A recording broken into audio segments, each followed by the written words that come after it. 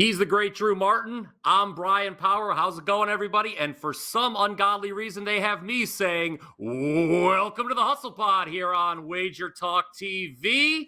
And we are here to break down how the market is moving, both NFL and college midweek. Drew and I are going to talk about. And Drew, I don't think there's any better starting point. As you may have heard, the NFL season, regular season, kicks off tomorrow. Lions at Chiefs, and that line is on the move due to the injury news of Travis Kelce. Looking at the wagertalk.com odds screen, showing 4.5 now on the Chiefs. What do we think about this line move, the reaction to the Kelce news that he may not play? BP, my first reaction is, man, that's a pretty big line move. You know, it's not for the quarterback. It's 6.5 to 4.5. I guess you get a semi-key number there of 6. But overall, I think it's a little bit more than I would have thought if you just told me that beforehand. But hey, it is what it is. It's not a game that I've touched of yet. I was actually waiting, and I'm still waiting, and it doesn't look like I'm going to be able to get the Detroit Lions at +7. If you remember, it was 6.5 for quite some time in the offseason. And I'm like, you know what? I'm jumping on the Lions if this touches 7. And sure enough, never really got it. So with this news, I don't think we're going to get it. Now the foundation changes because of the handicap with Kelce now being injured. But I felt like that's hey, kind of water under the bridge now because the marketplace has already factored that in, BP. So yeah, it's kind of my look on the Thursday night game. The degenerate in me says, you know, the NFL's starting Thursday night. I need to have something. I just haven't decided yet. And let me take this chance to say, BP, hey, happy to be working with you, man. And we can make the argument, you know, this is the best weekend of the sports calendar. I think you can make some arguments for some other weekends as well, but we get college football week 2, NFL week 1 kicking off, man. So I couldn't be more excited. Yeah, we're all 0-0 right now in the NFL regular season. Hopefully, we'll still have that 0 next to our names, Drew, on Tuesday. It should be pointed out, not only is Kelce questionable for this game, Kansas City could be without 2 of its 3 best players Thursday night. On the defensive side of the ball, Chris Jones could be absent. He's holding out. The latest reports are he said he'll play if they give him money.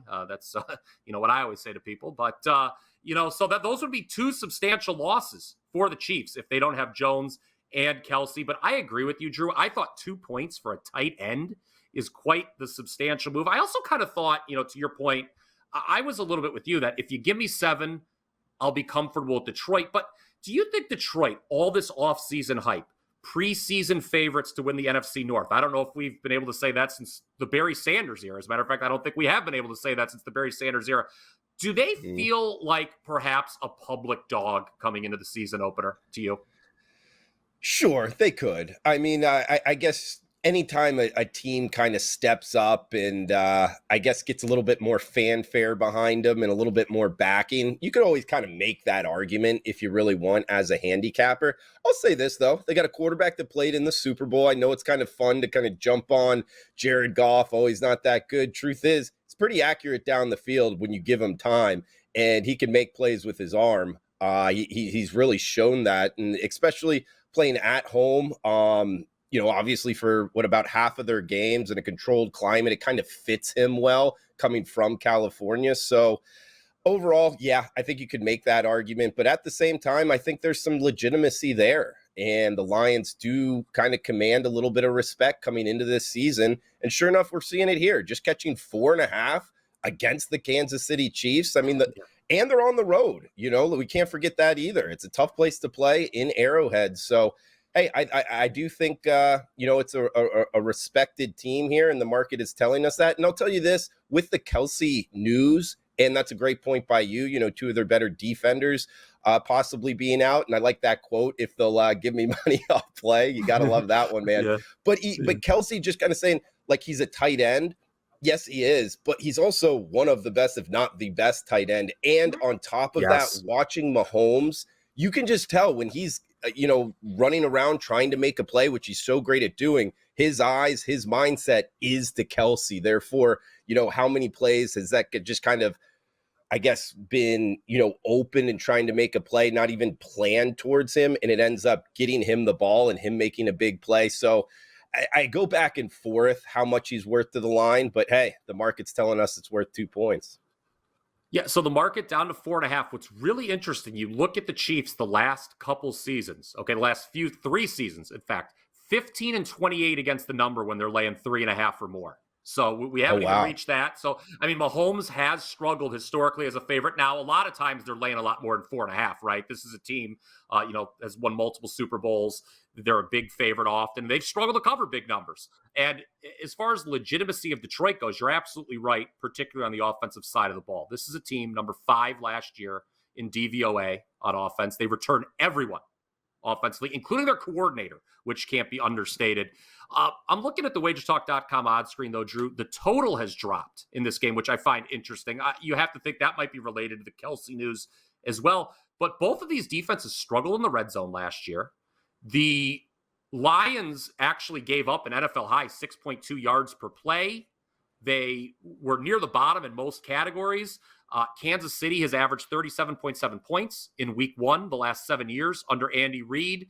And Reid is 9-1 in week 1s, posting 6 double-digit victories. So are you surprised? Just wanted to run through all that info there for everybody. But are you surprised this total has dropped with these two great offenses and kind of suspect defenses? Not really, BP, just because, it's week 1, man. NFL, my first reaction in betting early season, both college and the NFL, is defense ahead of offense. I've done it for the last couple years with success here in week 1, and we've seen it year after year. Therefore, first game out, I could see it, both offenses having some success, but at the same time, I do think defenses will get after the quarterback. We heard about, the Kelsey news, but 52.5, 53, it's a healthy number in the NFL. Therefore, Sure. I could see it towards the under, man. What are your thoughts, though? I mean, having it, a full 2 points here towards the under? You think it's an overreaction? A little bit. I mean, I'm surprised because, look, I ran through the offensive numbers. I ran through the defensive numbers. We know the public loves to bet the over, right? This is a game where I would imagine most people are expecting points, but you talked about it's a high total. One thing that I expect Detroit to do in this game, Drew, is throw the ball a lot, at least based on last year. The Kansas City defense, and some of this is tied to the fact that they're usually up in the game winning, but the Kansas City defense faced the second most pass attempts in the league last year. Tennessee, a curious number 1 in that regard. I would not have guessed that if you had quizzed me. But, Detroit, they like to air it out. I don't know. I'm somebody who likes to generally bet unders instead of overs in the interest of full disclosure. I think people that follow me know that. I don't know. I'm just an unders guy that they hit more often than overs. It's a contrarian play. And again, these two teams known for their offense much more than their defense. It is very interesting to me. I actually think the move on the total piques my interest a lot more than the move on the spread, but that's just me. Yeah, no, BP, I'm with you, man. I tell people getting into this business, the first look, in my opinion, if I'm giving out advice, should be towards the under. It should be towards the underdog in the under. Not that you can't bet favorites and overs, but your first look when you look at the card, that's how my mind works. And like you said, there's unders hit more than overs just by a slight margin, but that's where you want to be playing this game. And, Thursday night, first game out, you're right, man. A lot of public money likely to come on the over in Detroit, Kansas City. Hey, I want to throw one more NFL at you, BP. What about my Miami Dolphins LA Chargers game? It's sitting 2.5 for as long as I can remember. Now it's Chargers -3. That extra half point, it might not sound like a lot, guys, but on that key number of 3, I don't know. You agree with that move? My Dolphin people going against my Dolphins. So these are kind of viewed. Both these teams made the playoffs last year as wild cards. They're kind of both, I think, viewed coming into the season as potential contenders. But I've been reading a lot in recent days, Drew, that people love the ceiling on this Chargers team. They make the change at coordinator. They think Kellen Moore is going to be able to unlock Justin Herbert. Obviously the Chargers, their play calling, we don't, I mean, everyone knows how inept they were late in games the last couple of years. So it's interesting. My initial read, Drew, when I was looking at this game over the summer, is that the Dolphins would be a good teaser piece to tease them through 3 and 7, because I don't see a huge difference between the Dolphins and Chargers, at least entering the season. So that Okay, would, that would be my read on that game. I think the teams are pretty. I mean, obviously a 3-point spread. The Chargers have, probably the worst. Not probably. They do have the worst home field advantage in the league. So the odds makers are saying we view these teams as even. My thought process was, hey, we tease it through the couple key numbers. There's some value all of a sudden on the Dolphins there for sure. BP, the one thing going through my mind, and I'm trying to get the fandom out of it, which I've been pretty good at, is I want to be betting the Dolphins early in the season when Tua's health is what it is right now. He's ready to rock. You know what I mean?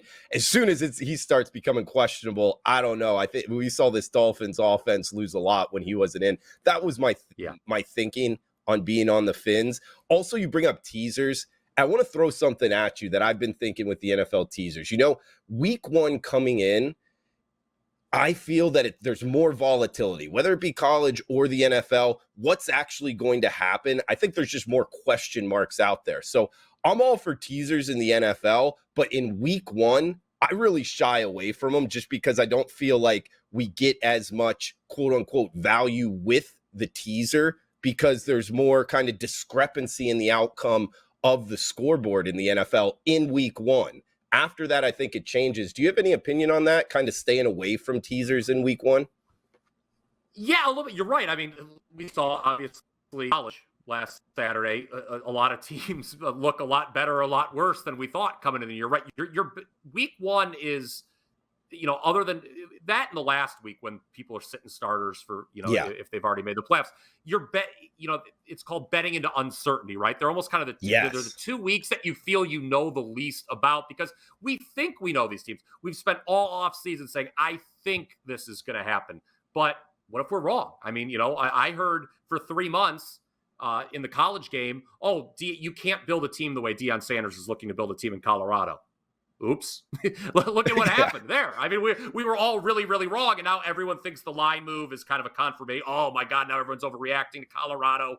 I think they're not that good. Well, what if we're just all really, really wrong on Colorado? Sure. What if it was just, what if you can build a team that way? And what if it's just like this team ends up being, I'm not saying they are, I'm just saying, what if this ends up being like a bowl eligible team and all of us were just really, really wrong about Deion and what he's doing there? But you're right. To that point, there is a lot of uncertainty, heading into week 1. We don't know. We want to watch, how these teams, because we think we know, but we really don't necessarily know until they get on the field and give us some tangible evidence of what they are. The other game I wanted to ask you about, one more NFL game that moved. Packers-Bears. This is I think the most fascinating game on the board because early in the year, early in the offseason, people are like, the Chicago Bears are going to be so improved.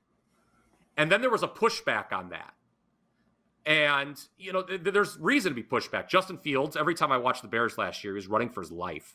The defense still stinks. And then it seems to me that the market is starting to fall in love with Jordan Love and the Packers, who are now down to just +1 at Chicago. Now, it's a big story to itself that Chicago's even favored in this game. I can't remember last time they were favored to beat Green Bay. It's been a long time.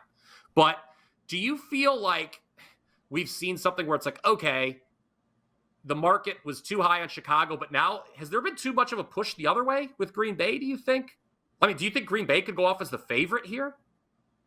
I think they could. I mean, sometimes these moves, they just keep going. It's steam chasing. It's people just kind of following an opinion who they like in the betting market. And when a lot of people do that, money just keeps running in. Look, you brought up the market's love, no pun intended, with Jordan Love. Yeah, I think it's getting kind of overdone here, BP. I really do. Like, there is uncertainty with Jordan Love. Sure, can you make the argument the Packers have a top 10 offensive line, should be able to give him time? Yes, but at the same time, I mean, we've gone from Brett Favre, who before the end of his career was a good NFL quarterback, in my opinion, and Aaron Rodgers, which is one of the best quarterbacks of our lifetime, BP. And now we're filling the shoes here with Jordan Love. Hey, could he be a serviceable, a good NFL quarterback? Yes. But am I ready to bet a bunch of money on him right out the gate? No, I'm not, BP. At the same time, the argument can be made against the Bears because I thought you brought up a good point. Justin Fields was running for his life a lot last season. Now, did they improve that? And is his ceiling very high? Absolutely. I'm here.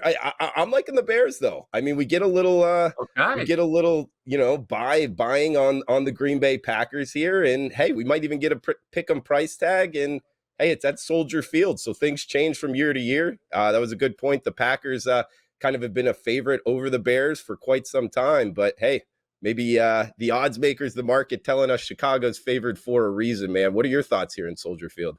Well, I have a lot of friends in Chicago. I don't need to remind them. Last 14 meetings, Green Bay's won 13 of them. So they've had this game circled all offseason. Like they're looking at, they're salivating, right? They're like, oh, it's just so interesting that the Bears are actually expected to beat the Packers, at least by that fan base, and certainly by just, people who are neutral to it and just want to bet the game. So I think that's the fascinating thing about that NFC North matchup, that you've got a Green Bay team that's dominated the rivalry. Rodgers, when he was there mocking the Bears on the field, and now all of a sudden the Bears expected to win.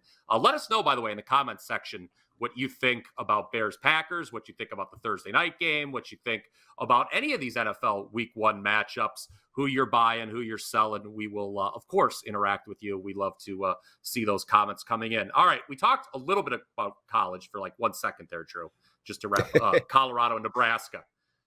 Is there any line move that you've seen so far on the Week 2 college card that strikes you as an overreaction, or a line move that's piqued your interest? Give me something in college football that, an interesting line, whether it's moved or not, I guess. Well, we got to bring up Colorado. I mean, what they were catching a touchdown. Now they're 3-point favorites, if not more by now, against Nebraska. Actually, looking at the Wager Talk Live odds screen right now, as high as 3.5-point favorites at home. Is that warranted? A lot can change in college football. We just saw it in Week 1 going up against TCU. Now, Nebraska against Minnesota, I think that game kind of played closer than the final score, especially when you go look at the turnover margin.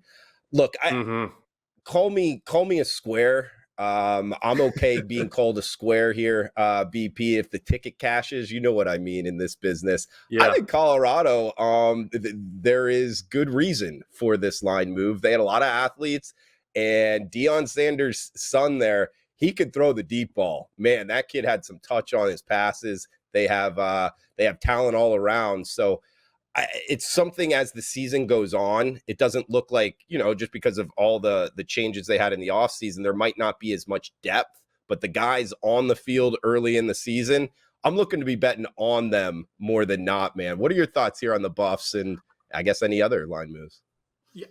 The defense is still a concern for me for Colorado. They gave up 42 points to a TCU team that had very little offensive production. But, I mean, I broke this game down. There's a game preview here on Wager Talk TV. People can check that out. You talked about Deion's son, Shadir Sanders. He throws for a school record 510 yards, his first start out of the gate. That's impressive. Colorado had 4 receivers go over 100 yards. They only had 2 receivers all of last year have 100-yard games. That's insane. So the transformation is very real, and I think no one will disagree with this point. Nebraska cannot win a shootout against Colorado.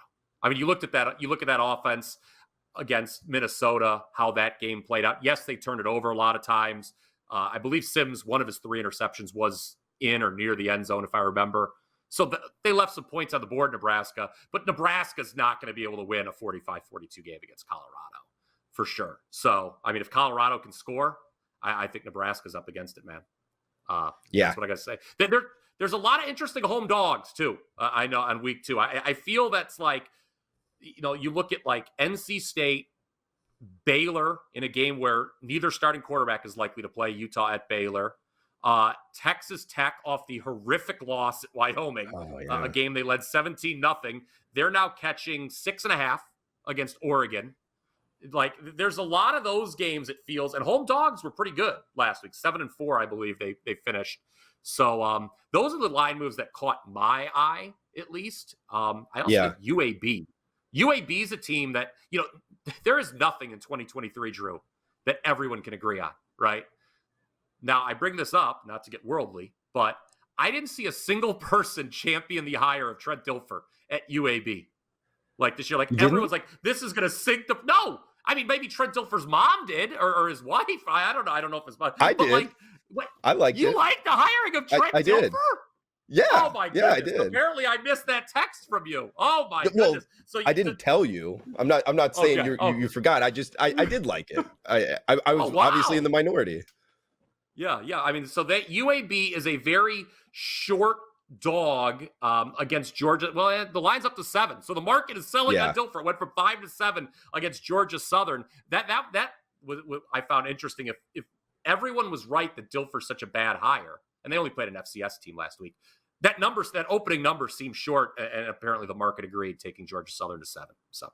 Sure, but early in the season, it's also like tough to tell because Georgia Southern's a good program and likely a pretty good team this season. So to kind of go up against them, and you're right, like everybody was jumping on Trent Dilfer. He was in the broadcast booth and then coaching high school football.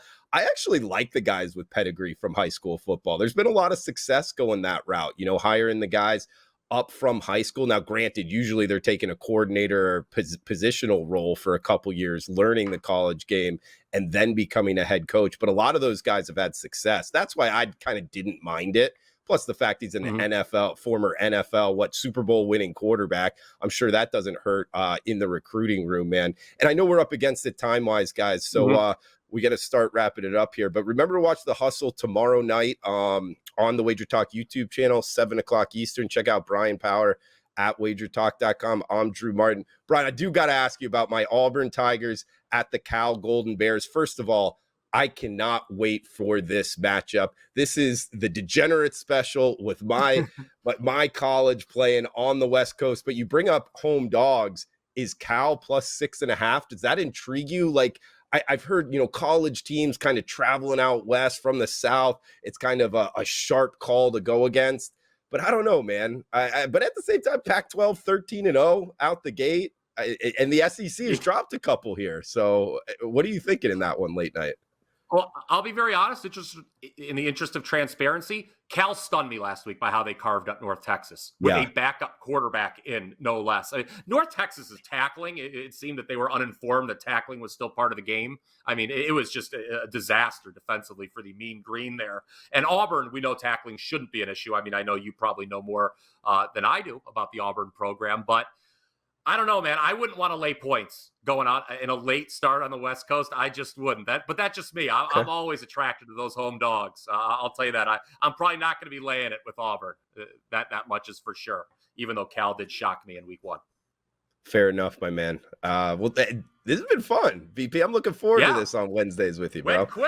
Went quick, man. And of course, please feel free to go ahead, smash that like button, give this show a thumbs up. And make sure you're subscribed to the wagertalk.com YouTube channel where there's a ton of great sports betting content like this each and every single day. Drew, Trigg, CT, and Kelly will be back. The original 4 with The Hustle on Thursday. We'll talk to you then. Until then, good luck with your bets.